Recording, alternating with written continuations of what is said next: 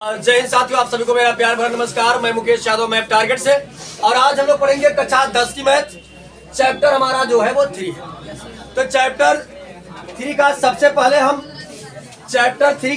पहले हम इंट्रोडक्शन समझने का प्रयास करेंगे और ये समझने का प्रयास करेंगे कि चैप्टर 3 में किन बातों पर बात की गई है वो समझने का प्रयास करते हैं। यदि बच्चे हम चैप्टर 3 का नाम की बात करें तो लिखा गया है कि दो चर वाले रैखिक समीकरण युग्म। पहले इस शब्द को समझते हैं। आया है दो है, दो तो आप जानते हैं। चर, अगर मैं बात करूं बच्चे तो चर को मैंने परिभाषित किया है चैप्टर 2 में ही। चैप्टर 2 का क्या नाम था? और चैप्टर 1 का क्या नाम था? वास्तविक संख्याएं नाम था, है ना। तो चैप्टर 2 में हमने समझा था कि चर और अचर होता क्या है। फिलहाल यहाँ पर आया है तो एक बार मैं फिर से एक्सप्लेन करने की कोशिश करता हूँ और एक बार फिर से बता देता हूँ। हो सकता है कुछ बच्चे उस क्लास में ना रहे हो या अगर भूल गए हो तो याद आ जाए। ये बच्चे चर और अचर की यदि हम बात करें तो चर हमारा वो होता है जिसका मान परिवर्तित तो होता रहता है, यानी कि बदलता रहता है। जिसका मान बदलता रहता है वो चर होता है और जिसका मान बदलता नहीं है वो अचर होता है। अंग्रेजी में कहा जाता है वेरिएबल एंड नॉन वेरिएबल, चर और अचर। ये बच्चे समझिएगा ध्यान से। ये जो हमारे ABCD के अक्षर होते हैं, A to Z जो होता है, मैं यहां से देख रहा हूं। अगर आलतू फालतू अकवास बकवास की बात करता हुआ हमको हमारी दृष्टि में आया तो उस पर अपनी कृपा दृष्टि बरसा देंगे, ठीक। तो यहां समझिएगा बच्चे, हमारे जो A to Z यानी ABCD जो होता है वो चर होता है और जो नंबर होता है वो अचर होता है। लेकिन समझिएगा किसी किसी क्रिटिकल कंडीशन में हमारा जो ये ABCD का अक्षर होगा वो भी कांस्टेंट का काम करेगा। जैसे कि कल एक सवाल आया था और हमने बताया भी था, ठीक। तो यहाँ समझिएगा ध्यान से, ठीक बच्चे। अब आप चर तो समझ चुके हैं। यहाँ क्या होता है, जो बदलता, जिसका मान बदलता रहता है वो चर होता है। आगे समझते हैं। दो चर वाले लिखा रैखिक, ये बच्चे समझिएगा ध्यान से। रैखिक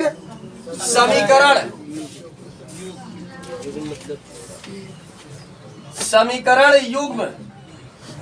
तो समझिएगा बच्चे ध्यान से। अगर मैं बात करूं, ये तो मैंने समझ लिया कि भैया ये नंबर है। चर वो होता है जिसका मान बदलता रहता है। अब बात करें तो दो चर वाले दो चर होगा, वाले का मतलब है रैखिक का। समझिएगा बच्चे, यानी रैखिक समीकरण। तो रैखिक समीकरण हमारा वो होता है जिसकी बड़ी से बड़ी घात एक हो। हमने चैप्टर 2 में बताया था, जिसकी बड़ी से बड़ी घात 2 हो द्विघात होता है, जिसकी बड़ी से बड़ी घात 3 हो त्रिघात होता है, जिसकी बड़ी से बड़ी घात 1 हो रैखिक होता है। क्या समझिएगा, दो चर वाले रैखिक समीकरण एक शब्द है युग्म। ये बच्चे युग्म को अगर मैं अंग्रेजी में लिख दूंगा तो आप तुरंत ही समझ जाएंगे। इसे कहते हैं पेयर। तो पेयर आप जानते हैं, पेयर मीन्स जोड़ा। लेकिन एनसीईआरटी जोड़ा नहीं कहता है, एनसीईआरटी युग्म कहता है। क्या कहता है? युग्म। तो जहाँ युग्म रहेगा तो आप समझिएगा जोड़ा। यानी एक बात तो हमको समझ में आ गया कि ये भैया लीनियर इक्वेशन तरह है लेकिन वो द्वि चर में रहे, द्वि लिखा हुआ, यानी वो जो रैखिक समीकरण रहे वो द्वि चर में रहे, साथे साथे लाग जोड़ा के फॉर्म में रहे। ये दो है ना। अगर मैं इसका निष्कर्ष निकालना चाहूं तो यही कह रहा कि मतलब रैखिक समीकरण होगा, कई होगा, पेयर के फॉर्म में होगा। किसके फॉर्म में होगा? यानी जोड़े के फॉर्म में होगा। लेकिन कितने चर में होगा? दो चर। हमारा जो रैखिक समीकरण के बारे में, यानी हम इस चैप्टर में जो पढ़ेंगे रैखिक समीकरण इन 2 वेरिएबल्स, यानी कि लीनियर इक्वेशन इन 2 वेरिएबल, दो चर में रैखिक समीकरण, वो भी क्या पढ़ेंगे? पेयर के फॉर्म में। बातें इतनी सबको क्लियर है? ये बच्चे समझिएगा। अब अगर मैं बात करूं यहाँ पर तो यहाँ पर हमको ग्राफ बनाने के लिए भी कहेगा, ठीक। तो मैं सिखाऊंगा कि ग्राफ कैसे बनता है। और हमसे पूछा जाएगा दो समीकरण देकर के, कहेगा कि इसका जो है कि हल जो है संगत है कि असंगत है, और एक हल है कि अपरिमित रूप से अनेक हल है या कोई हल नहीं है। तो बारी बारी से समस्त चीजों को मैं समझने का प्रयास करता हूं।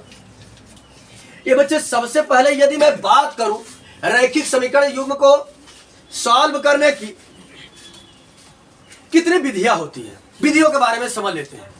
ये बच्चे समझिएगा, अगर मैं मान लेता हूं कि हमारे पास दो इक्वेशन है, एक है 2x + 3y बराबर 4, एक इक्वेशन हमने इसको मान लिया। समीकरण और बहुपद में अंतर जानते रहिएगा। समीकरण वो होता है जिसमें दो पक्ष होता है, जबकि बहुपद में दो पक्ष नहीं होता। यहां समझिएगा, इस पर चले। अब एक मान लेते हमारे पास 6x + 5y, इस तरीके से करके मान लेते हैं कुछ 6 वगैरह दिया है। बताइए हमारे पास कितने समीकरण है? दो समीकरण है। कितने समीकरण है? दो समीकरण है। एक समीकरण हमारा ये रहा, एक समीकरण हमारा ये रहा। ये बच्चे यानी कि पेयर के फॉर्म में है, और साथ ही साथ लीनियर इक्वेशन है, क्योंकि इसकी बड़ी से बड़ी घात 1 है, साथ ही साथ 2 चर में है। उसी से उठाया गया एग्जाम्पल है ना, दोबारा चैप्टर है। इसको सॉल्व करने की बच्चे समझेगा, कक्षा 8 में अगर आप पढ़े होंगे तो पढ़े होंगे, एक होता है का प्रतिस्थापन तो होता है, उससे पहले एक होता है सारणी विधि।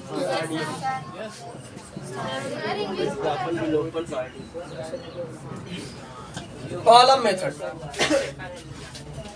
कॉलम मेथड, हाँ बता दे। चले तो ये बच्चे यानी कि सारणी विधि होता है, अगर आप 8 में पढ़े होंगे तब यहाँ इसका प्रयोग नहीं होगा। मैं बता दे रहा हूँ किन किन तरीकों से सॉल्व किया जा सकता है। एक बार मैं पिछली चीजों को रिवाइज करा दे रहा हूँ। जैसे आप देखते होंगे जब टीवी पर जो सीरियल आता है तो क्या काम करता है, अगले दिन जो प्रारंभ करेगा पहले पिछला वाला दिखाएगा, इसे दिखाएगा सू सू करता है, फिर झूम करेगा, ऐसे करके दिखाता है। पिछला आपको इसलिए दिखाता है ताकि आपके माइंड में कहानी स्टोर हो जाए कि हाँ भैया वहां से कहानी चलती रही। इसलिए मैं भी पिछले चीजें से पहले आपको रिवाइज करा दे रहा हूँ, माइंड में स्टोर करा दे रहा हूँ, हाँ, ताकि पता चले कि हाँ उसी से रिलेट करके हम लोग पढ़ रहे हैं। तो समझिएगा, एक मेथड हमारा होता था सारणी विधि, सारणी, ठीक। अब तो साड़ी साड़ी मत कहा चलते हैं, हाँ निकल जाता है ऐसे, वो एकदम वैसे लगा हुआ शब्द है ना ये। चलिए आज समझिएगा ध्यान से, भाई जुबान है फिसल जाती है, कोई बड़ी बात नहीं है। ये बच्चे दूसरा हमारा होता है ग्राफीय विधि।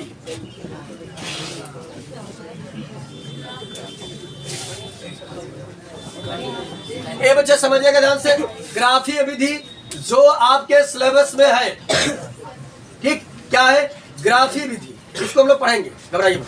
उसके बाद हमारा होता है प्रतिस्थापन विधि।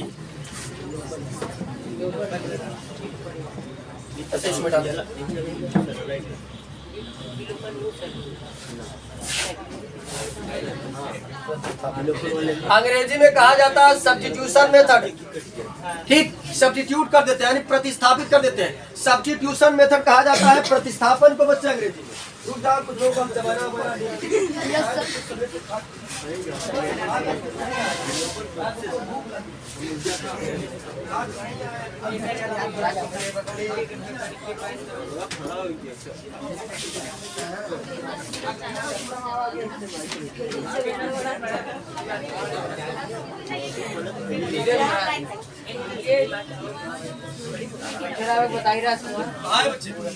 प्रतिस्थापन विधि, जिसे हम अंग्रेजी में क्या कहते हैं, सब्स्टिट्यूशन मेथड। हाँ सब्स्टिट्यूशन कोई होगा जो, चलिए समझिएगा। ये बच्चे उसके बाद हमारा होता है, उसके बाद हमारा होता है विलोपन विधि।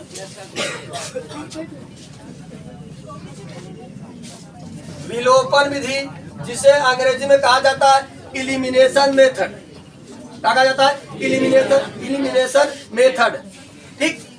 और उसके बाद समझिएगा अगला हमारा होता है वज्र गुणन विधि। वज्र गुणन विधि, हाँ ये आप पहली बार सुने होंगे क्योंकि ये हाई स्कूल में है। ये आप हो सकता है 3 सुने होंगे, अगर इसमें पढ़े होंगे तो इसमें जानते होंगे, नहीं तो ये 3 आप जानते हैं। तो समझिएगा हम पढ़ेंगे ग्राफी विधि के बारे में, प्रतिस्थापन विधि के बारे में, विलोपन विधि के बारे में और वज्र गुणन विधि के बारे में, ठीक। इन चारों विधियों के बारे में हम लोग यहाँ पर बताएंगे पूरा। यहाँ अभी तो हमने सिर्फ ये जाना कि हाँ भैया अगर कोई लीनियर इक्वेशन है तो हम उसको कितने प्रकार से सॉल्व कर सकते हैं, हम उसको 5 प्रकार से सॉल्व कर सकते हैं, बस मैं सही। अब यहाँ समझिएगा बच्चे ध्यान से, देखिए यहाँ हम पढ़ेंगे थोड़ा सा रेखाओं से रिलेट करके, तो रेखाओं के बारे में समझ लेते हैं बच्चे, तब आगे बढ़ते हैं।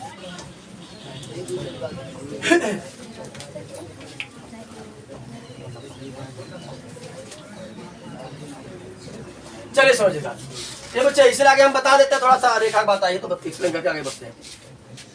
रेखा, किरण, रेखाखंड, इन तीनों को हम बता देते हैं फिर आगे बढ़ते हैं। रेखा, किरण और रेखाखंड में अंतर आप लोग जानते हैं कि नहीं जानते? जानते हैं? चलिए, जो जानते हैं अच्छी बात है, जो नहीं जानते वो सुने ध्यान से। ये बच्चे, अगर मैं बात करूं तो ये हमारा रेखा है, इसका ना तो इनिशियल पॉइंट ना तो टर्मिनेटिंग पॉइंट यानी कि अंतिम बिंदु, ना तो प्रारंभिक बिंदु ना ही अंतिम बिंदु निश्चित नहीं है। जिसका प्रारंभिक बिंदु और अंतिम बिंदु निश्चित नहीं होता है वो रेखा होती है। ठीक, इसको हम जो है कि पेपर वगैरह पर ड्रा नहीं कर सकते हैं क्योंकि इसकी सीमा जो है वो निश्चित नहीं है। अब ये मत सोचिएगा कि ये बना गया है तो हम इसे बस बना दिए समझाने के लिए, यानी इसको कभी पूछ लेगा प्रश्न एक ऑब्जेक्टिव वगैरह में कि किसको पेपर पर ड्रा किया जा सकता है, तो इसको ड्रा नहीं किया जा सकता है। ए बच्चे, उसके बाद हमारा ये है एरो, किरण जिसे कहते हैं, जिसका प्रारंभिक सिरा तो निश्चित होता है किंतु अंतिम सिरा निश्चित नहीं होता है। बात सुनाई। उसके बाद हमारा होता है रेखाखंड। ये बच्चे, जिसका प्रारंभिक सिरा और अंतिम सिरा दोनों के दोनों निश्चित होते हैं वही हमारा होता है रेखाखंड। क्या होता है? रेखाखंड। हम लोग किसको बनाते हैं? रेखाखंड को बनाते हैं। इसीलिए रचना वगैरह में लिखते हैं कि सर्वप्रथम 4.5 से माप की एक रेखाखंड ए बी खींचा। ये नहीं लिखते हैं कि एक रेखा ए बी खींचा। रेखाखंड, खंड मतलब भाग, रेखा का एक भाग। तो समझिएगा बच्चे ध्यान से। ये तो कुछ बेसिक जानकारियां थी जो मैं आपको पिछली चीजें रिवाइज करा रहा हूं। अब यहां समझिएगा, देखो अगर मान लो दुई रेखा बा, एक रेखा ये रही और एक रेखा मान लो ऐसे आ गई, रेखाखंड। क्या रेखा मान लो, कोई दिक्कत नहीं, रेखा। ए बच्चे, अब अगर हम बात करी तो बताओ इन्हें जो रेखवा है कई जगह काटत है। तो जब रेखाएं एक जगह काटेंगी तो उसका केवल और केवल एक हल, क्या हल होगा? अद्वितीय हल। किताबी भाषा में होता अद्वितीय। अद्वितीय मतलब इनके अलावा दूसरा नहीं, यानी एक कटी। तो जब रेखाएं एक बिंदु पर काटेंगी तो उसका कितना हल होगा? एक हल होगा। ए बच्चे, जब एक हल होगा तो इसका कंडीशन ऐसे बनता है, हमें ग्राफ बना बना कर नहीं देगा, हमें देगा कुल मिलाकर के समीकरण के रूप में। जैसे मान लेते हैं 2x + 3y - 6 ऐसे करके दे देगा बराबर 0, और मान लेते हैं यहाँ दे देगा 3x + 2y + 5 बराबर 0 दे दिया। ऐसे करके ये बच्चे हमारे पास दो समीकरण है, तो समझेगा एक एक कहीं x वाले के गुणांक के कहीं था a, y वाले गुणांक के कहीं था b, और जो कांस्टेंट होता है कहीं था c। यूं कहा भाई a b c, लेकिन जब दोनों में अगर a b c कहा भाई एकरे मान में कैसे अंतर पता चले? अगर हम 3 लिख दें तो कैसे समझब कि एकर वाला है कि ओकर वाला है? तो समझेगा ये बच्चे, ये पहला समीकरण है, इसलिए इसके गुणांक को हम लोग कहते हैं a1 b1 c1 और इसके गुणांक को कहते हैं a2 b2 c2। बात सुना रही है? तो समझिएगा बच्चे ध्यान से, जब रेखाएं एक बिंदु पर प्रतिच्छेद करेंगी उसका एक हल होगा, तब हमारा जो समीकरण बनता है वो बनता है a1/a2 ≠ b1/b2। ठीक, इस दशा में केवल और केवल एक हल होगा, और जब हल होता है तो संगत। क्या होता है? संगत होता है। अगर हल ना हो तो असंगत कहा जाए कि दिए गए समीकरण का हल जो है असंगत है। अगर हल होगा तो कहेंगे दिए गए समीकरण का जो हल है वो संगत है। तो यहाँ समझिएगा बच्चे, अब अगर कभी आपसे ये पूछा जाएगा कि रेखाएं कब एक बिंदु पर प्रतिच्छेद करेंगी, तो आप कहेंगे जब a1/a2 = b1/b2। तो आप पूछेंगे इस दशा में कितना हल होगा, तो आप कहेंगे। हम पूछेंगे कैसे, तो आप कहेंगे सर रेखाएं एक बिंदु पर प्रतिच्छेद कर रही है, जब एक बिंदु पर काटेंगे तो एक हल होगा, दो बिंदु पर काटेंगे तो दो हल होगा, मजे एक बिंदु पर काटेंगे तो मजे का हल। बस हमारी सपोर्ट। चलिए समझिएगा, इसको हम लोग थोड़ा सा सिस्टमैटिक ढंग से लिखते हैं। अभी तो हम लोग इसे समझा रहे थे, बात नहीं। ए बच्चे, यहाँ पर हम लिख देते हैं कि जब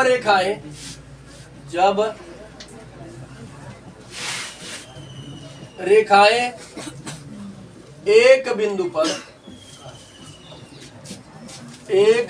पर प्रतिच्छेद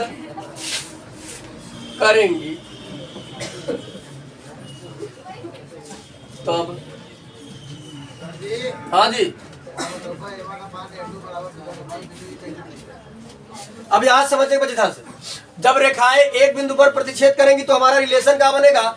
बनेगा A1 upon A2 not equal to B1 upon B2। याद समझो,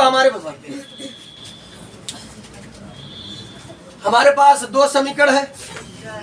इसके मान ये हो जाएगा, x मान होता है a, यानी कि पहला है तो A1 कहेंगे, A1 B1 C1, A2 B2 C2। चलो हम निकाल कर देखते हैं बराबर है कि नहीं बराबर है। A1 अपान, यदि मैं A2 का मान निकालू बच्चे, A1 का मान कितना है? 2। लिख दिए 2 अपान A2 का मान कितना है? 3। ये हमारा हो गया A1 अपान A2। फिर निकालेंगे हम B1 upon B2, B1 upon B2। B1 का मान कितना है? 3 और B2 का मान कितना है? 2। तो क्या 2 अपान 3 और 3 अपान 2 बराबर होता है का? नहीं होता ना बराबर। तो हम लिख देंगे A1 upon A2 not equal to B1 upon B2। इस दशा भैया बताओ आगे चलते हैं। अगर ये बराबर निकल जाए तब आगे बढ़ा, अरे पहुंचे थे ऊपर, तीनों कंडीशन पहुंचे बराबर। अभी तो धीरे धीरे हम पहुंच रहे हैं बात। चलिए ये बच्चे, जब रेखाएं एक बिंदु पर प्रतिच्छेद करेंगे उस दशा में हमारा जो रिलेशन बनेगा A1 upon A2 not equal to B1 upon B2। यदि A1 upon A2 not equal to B1 upon B2 आ रहा तो हम कहते हैं कि उस दशा में एक हल होगा, यानी अद्वितीय हल होगा। रेखाएं जो है एक बिंदु पर प्रतिच्छेद करेंगी, हल जो होगा वो संगत होगा। क्या होगा? संगत। बात क्लियर है सभी को? ये बच्चे, अब अगर मैं मान लेता हूं जैसा कि पूजा ने कहा कि सर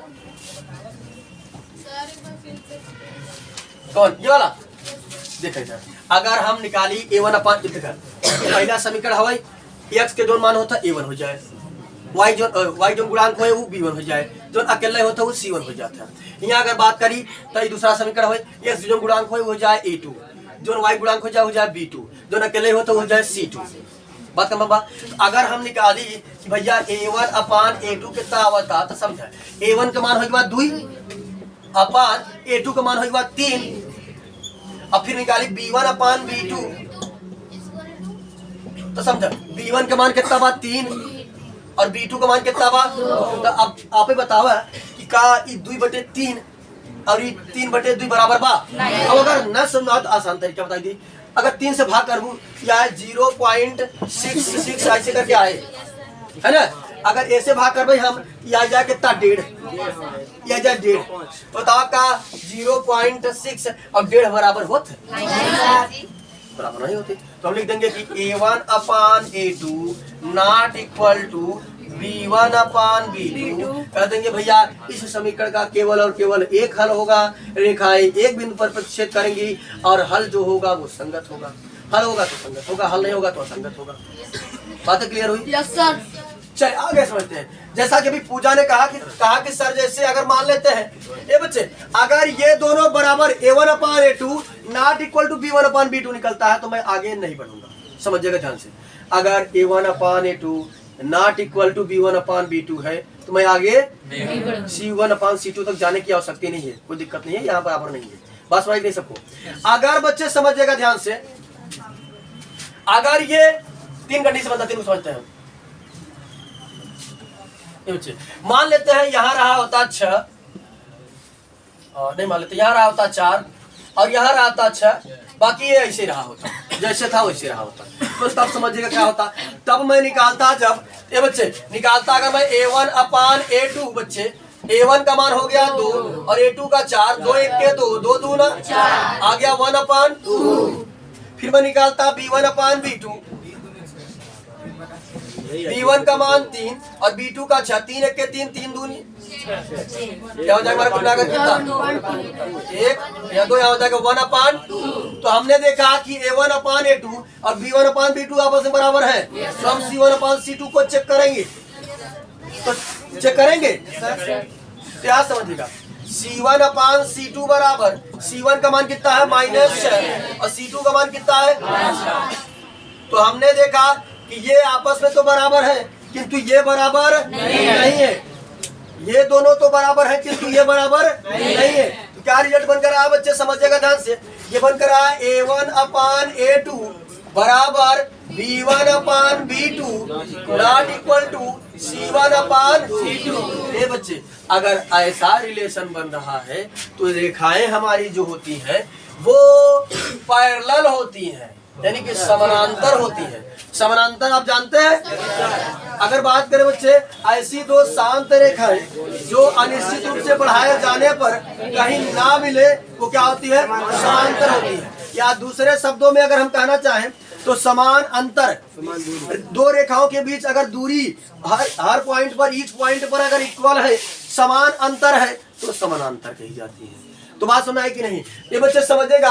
अगर इस तरह से कंडीशन बन रहा तो रेखाएं समपाती होंगी, सॉरी रेखाएं समानांतर होंगी। तो बताओ जब रेखाएं समानांतर है तो कई जगह कटी ही,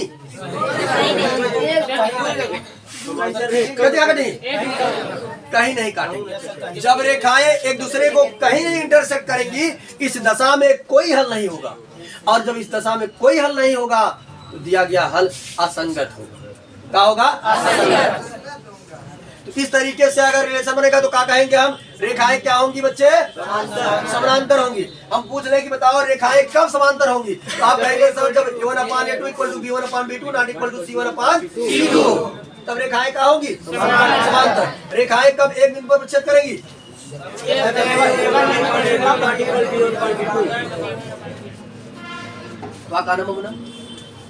हाँ नहाय का है, नहाय का यहाँ समझिएगा ध्यान से। हाँ बच्चे, तो हमने पहला सीखा कि यदि, ये बच्चे सामने हमने पहला सीखा कि यदि A1/A2 not equal to B1/B2 होगा, रेखाएं हमारी एक बिंदु पर छेद करेंगी, इसका केवल और केवल एक हल होगा, दिया गया हल संगत होगा।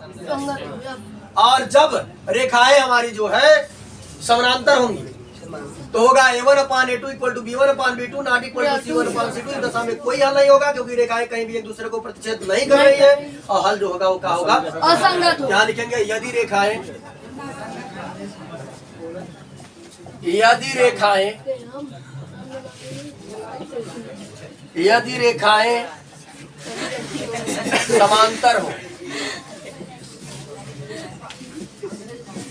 समांतर हो तब बच्चे हमारा ये रिलेशन बनेगा।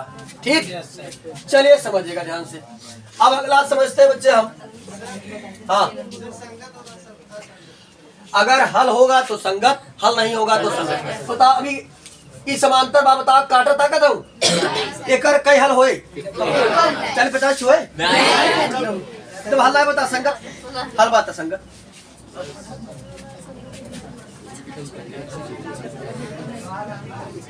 ए बच्चे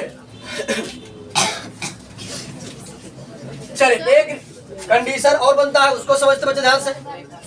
हाँ भैया, अभी जो सॉल्व कर रहे हैं वो संगत है। दूसरा वाला जो में रहा ऐसे रहा, ये बोलेगा ये वाला भी असंगत बा, काहे की बता देखा। अब रेखा, अच्छा बता देखा मेरे समझ ध्यान से, कई जगह काटे कई हल होए, हल ना बता संगत, हल बात संगत। अब हल होए कब, जब रेखाएं इंटरसेक्ट करी, रेखा अगर इंटरसेक्ट करी तो हल होए, नहीं इंटरसेक्ट करी तो ना हल होए तो असंगत। समझ बात? तो सबके बच्चे चलिए समझिएगा आगे ध्यान से। तीसरा कंडीशन हमारा जो बनता है, तो तीसरा कंडीशन समझ लेते हैं हम। हाँ बच्चे, मान लेते हैं हमको दिया है 6x प्लस, हाँ भैया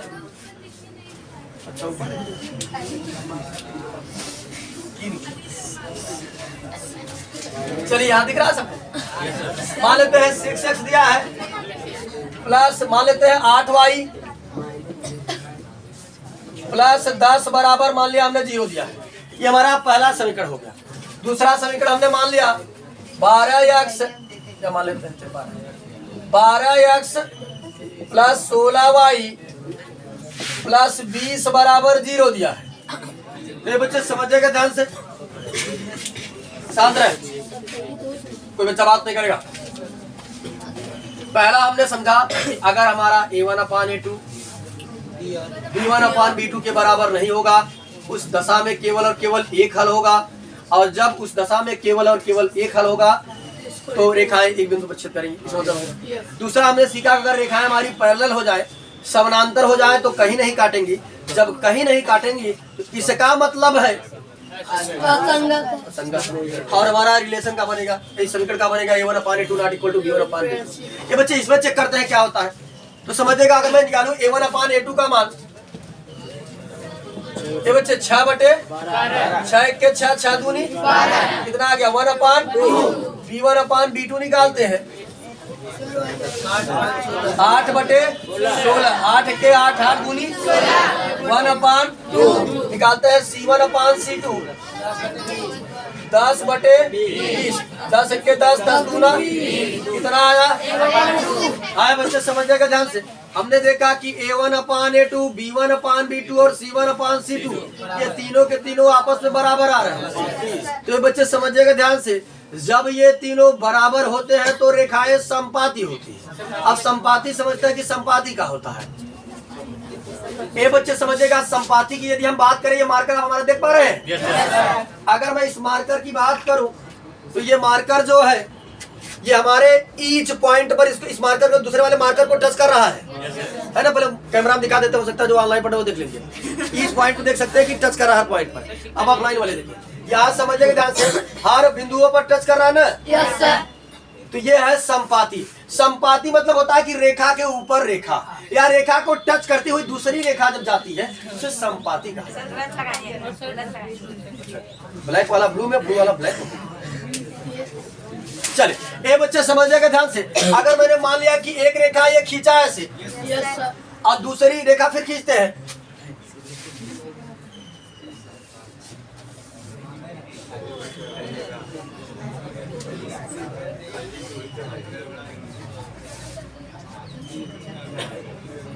ये बच्चे समझेगा एक रेखा दूसरी रेखा को हर बिंदु पर प्रतिच्छेद करते हुए जा रही है, टच करते हुए जा रही है ना, इंटरसेक्ट करते हुए जा रही है। तो यहाँ समझिएगा बच्ची ध्यान से, कहा नहीं पूछिएगा, ए बच्ची इधर सुनिए भैया, क्या करते हो, इधर सुनिए यहाँ समझिए। अगर बात करें हम एक रेखा को दूसरी रेखा ईच पॉइंट पर टच करते हुए जा रही है हर बिंदु पर, अब पता नहीं कितना बिंदु पर टच करता, मजे के बिंदु पर इंटरसेक्ट करता तो मजे का हल अपरिमित रूप से अनेक हल होगा। बस मारिए, अगर एक बिंदु पर काटेगा तो एक का हल होगा, किसी बिंदु पर नहीं काटेगा तो कोई हल नहीं होगा, अगर मजे के बिंदु पर काटेगा तो मजे का हल होगा। बस में कि नहीं? तो यहाँ समझेगा इसका हल जो होगा वो संगत होगा। तो समझेगा ध्यान से, तीसरा कंडीशन कब बनता है, जब हमारा बच्चे यदि रेखाएं संपाती हो, यदि रेखाएं संपाती हो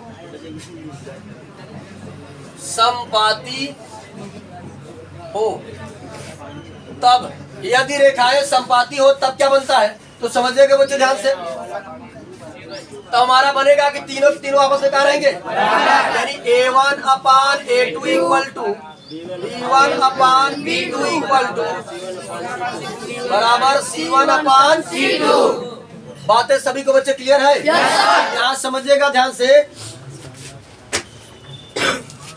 अगर मैं बात करूं तो हमने सीखा कि रेखाएं कभी कभी एक बिंदु पर काट सकती हैं, कभी समानांतर हो सकती है, या कभी ढेर सारे बिंदुओं पर काट सकती हैं। तो यदि बच्चे रेखाएं अगर एक बिंदु पर काटेंगी तो एक का हल होगा, और एक का हल हमारा तब होगा जब A1 upon A2 not equal to B1 upon B2। और रेखाएं जब पैरेलल होंगी, समानांतर होंगी, उस दशा में कोई हल नहीं होगा। जो हमारा इक्वेशन बनेगा वो बनेगा A1 upon A2 equal to B1 upon B2 not equal to C1 upon C2।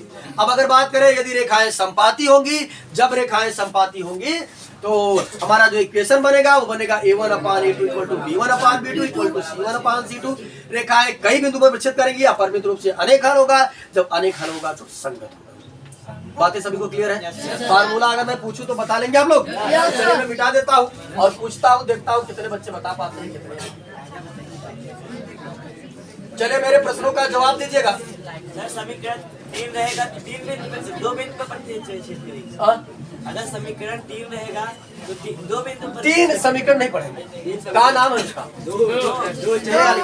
दो चर वाले रैखिक समीकरण यू।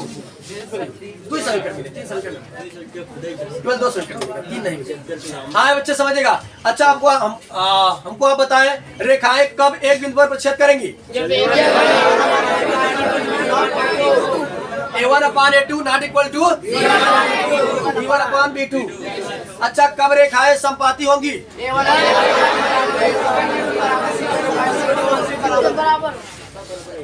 और कब रेखाएं समांतर होंगी?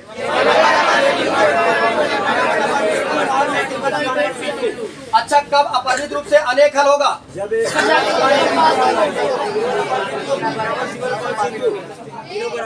जब रेखाएं संपाती हो। संपाती कब हो? जब A1/A2 = B1/B2 = C1/C। बात क्लियर है? ये बच्चे इस चैप्टर में हम पढ़ेंगे भिन्न के बारे में और आयु से संबंधित प्रश्न और संख्या से संबंधित प्रश्न, पूर्व या पश्चात। एक शब्द बता के चलते हैं, अभी वक्त है थोड़ा सा। 2 शब्द हमको बच्चे मिलेगा और समझिएगा ध्यान से, प्रश्न आता भी है इस एक्सरसाइज। एक शब्द होता है पूर्व, एक शब्द होता है पश्चात।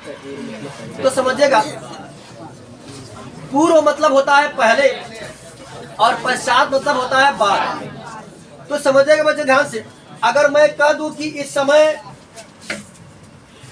मेरी उम्र जो है 22 साल है। अरे हम सीरियसली नहीं बता रहे, एग्जाम्पल बता रहे हैं।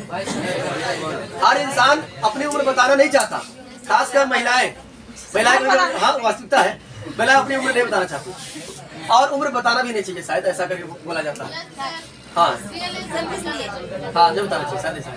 चलिए बच्चे समझिएगा ध्यान से, अगर इस समय मेरी उम्र जो है अगर 22 वर्ष है तो बताइएगा 4 वर्ष पूर्व हमारी उम्र क्या रही होगी? ये बच्चे समझिएगा ध्यान से, पूर्व मतलब होता है कि पहले। तो 4 साल पहले हम छोटे रहे होंगे कि बड़े? कितना छोटे रहे होंगे? 4 साल। तो 22 में से अगर 4 घटेगा तो अगर मैं कह दूं बच्चे कि इस समय मेरी उम्र जो है 23 साल है तो 5 वर्ष पश्चात मेरी उम्र क्या होगी? कितना होगी? 28। तो चलिए अब प्रश्न का जवाब दीजिएगा हमारे। अब पूछते हैं, देंगे जवाब? Yes sir. रेडी है? चलिए, इस समय यदि हमारी उम्र x वर्ष है तो 3 वर्ष पश्चात हमारी उम्र क्या होगी? x + 3। हाँ चले, काफी बच्चों का जवाब सही है। ए बच्चे, जब पश्चात कहेगा तो हम जोड़ देंगे और पूर्व कहेगा तो हम घटा देंगे। बात समझ सबको? तो नहीं, टाइम तो अभी है। चलिए कुछ करंट अफेयर बताए थे जो उसको रिवाइज कर देते हैं और आज थोड़ा सा जो चैप्टर 3 तक हम लोग पढ़े हैं उसको भी रिवाइज कर लेते हैं, क्योंकि ये बच्चे समझेगा ध्यान से। होता क्या है कि टीचर एक तरफ पढ़ाते चलते हैं और दूसरी तरफ बच्चे पढ़ते चलते हैं। ना तो टीचर रिवाइज कराते हैं और ना तो बच्चे रिवीजन करते हैं। हमको पढ़ता है कि घर पर आप लोग 10-10, 12-12 घंटे पढ़ते हैं, हम जानते कितना पढ़ते हैं। घर पे जाने के बाद शायद ये कोई है जो 1-2 घंटा पढ़ता हो, हमको सब पता है। हाँ बच्चे शांत रहे।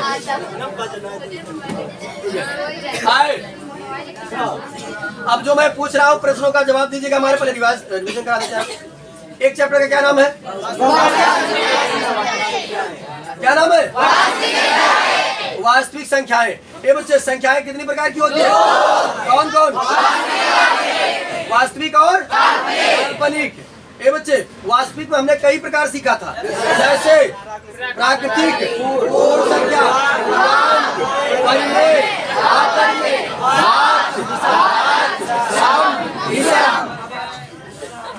और इसमें कुछ ऐसे आलसी हैं क्या बोला? अरे आए हो पढ़ने के लिए तो बोलो। करत करत अभ्यास से जड़मत होत सुदान और असरी आवत जात से शिल्प परत। ए बच्चे समझिएगा, मेन रीजन होता क्या है? बच्चों के अंदर जो सबसे बड़ी कमी होती है, मैं बताता हूँ क्या कमी होता है। समझिएगा, वो अपने डाउट को जब जाते हैं कोचिंगों में तो डर के मारे पूछ नहीं पाते हैं। तो मेरा सबसे पहले प्रयास यही रहता है कि मैं पहले बच्चों को अपने से जो है वो मिला सकूं, बच्चों के सुना सके कि हाँ सर जो है वो हमारे ही लेवल के हैं, तो वो अपने डाउट को बेहिचक हमसे पूछ सकते हैं। और ये नहीं कि आ रहा था पर नहीं आता मैं वैसे बैठे हो, अरे आए हो एकदम जिंदा हो तो तुम हाँ एक्टिव होकर बैठो, हम तक भैया नहीं। और हमारी क्लास में सख्त निर्देश है, बिना नहाए कोई नहीं आएगा, बता दे रहे हम। नहा करके आया क्या करो, ए बच्चे शांत हो। नहाने से देखो इधर बता रहे हैं, नहाने से बहुत फायदा होता है। नहाने से सबसे बड़ा फायदा यह है कि हमारे शरीर में तरोताजगी आ जाती है और हम एक्टिव हो जाते हैं। और कोई चीज यदि हम एक्टिव होकर के सीखते हैं तो हम अच्छे तरीके से सीखते हैं, लेकिन अगर पैसिव होकर सीखते हैं तब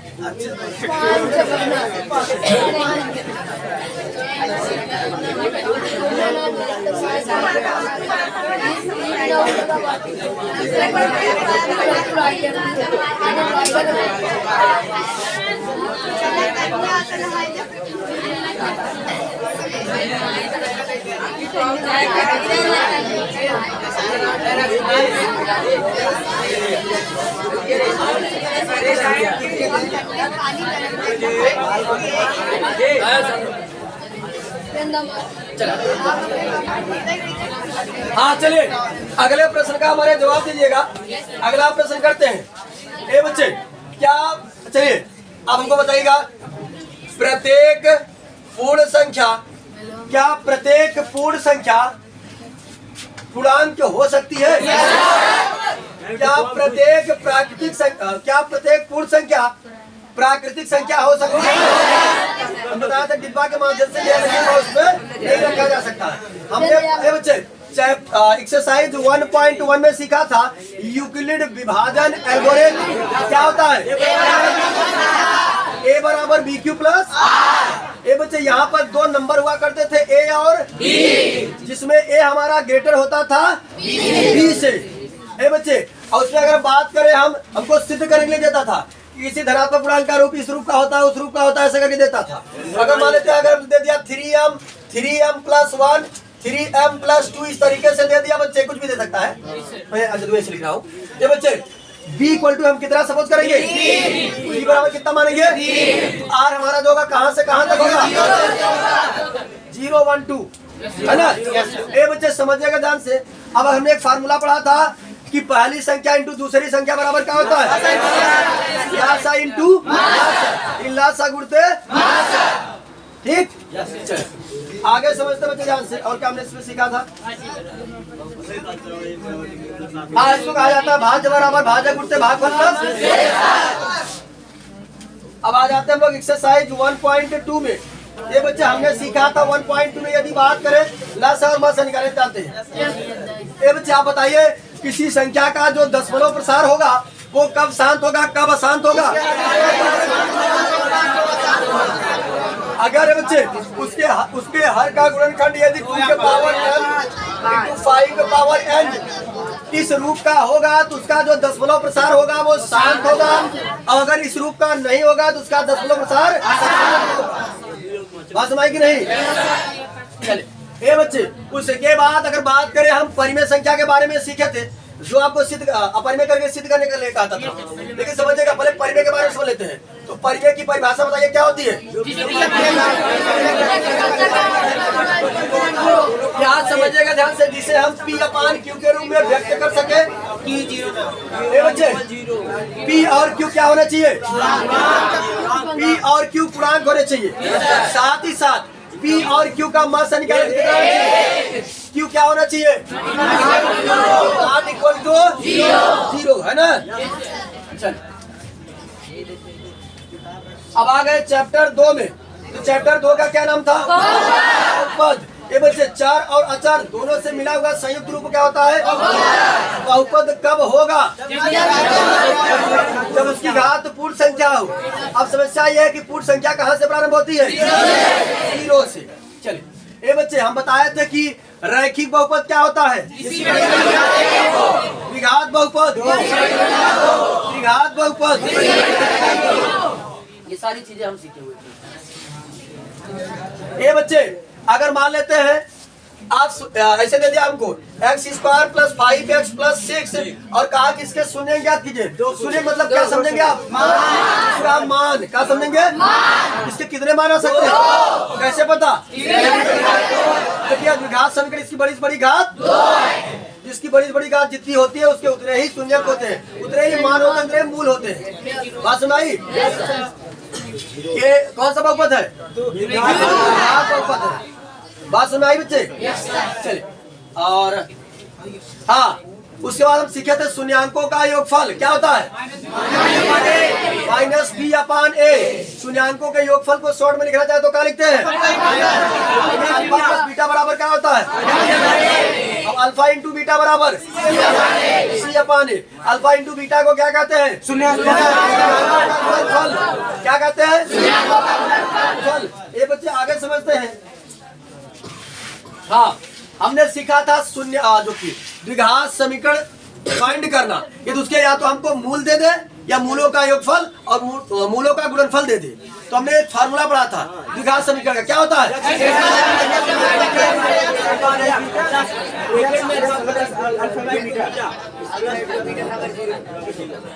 हम क्या पूछे थे तो आप पीछे देखिए। ए बच्चे, द्विघात समीकरण का जो सूत्र होता है x² माइनस ब्रैकेट में अल्फा प्लस बीटा ब्रैकेट के बाहर x plus alpha into beta बराबर अगर 0 मान सकते।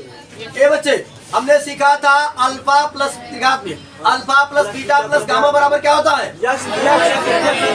Minus b/a। Alpha plus beta plus gamma बराबर -b/a। Alpha into beta plus beta into gamma plus gamma into alpha बराबर c/a। Alpha into beta into gamma बराबर -d/a। बात सुनाई सबको? जैसा कि आज हम लोगों ने 3 चैप्टर पढ़ाए।